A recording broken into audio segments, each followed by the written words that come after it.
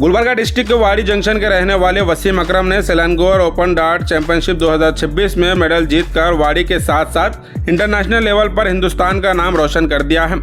इस शानदार और तारीखी कामयाबी पर प्रियांक खरगे सेवा केंद्र ग्रुप वाड़ी की जानिब से खास फेलिसिटेशन प्रोग्राम ऑर्गेनाइज किया गया था, जहां ग्रुप के प्रेसिडेंट और यूथ कांग्रेस वाड़ी वाइस प्रेसिडेंट हारून कुरैशी, सीनियर मेंबर शुकुर तेली, जुबैर, यूथ मेंबर्स तौसीफ नवाज, इरफान पटेल और दीगर कई युवा सपोर्टर्स और दीगर लोग यहां मौजूद रहे।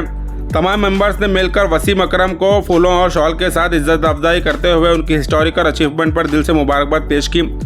वाड़ी जैसे छोटे शहर से निकलकर इंटरनेशनल चैंपियनशिप में मेडल जीतना सिर्फ एक पर्सनल अचीवमेंट नहीं, बल्कि पूरे गुलबर्गा डिस्ट्रिक्ट और मुल्क के लिए फख्र का लम्हा बन चुका है।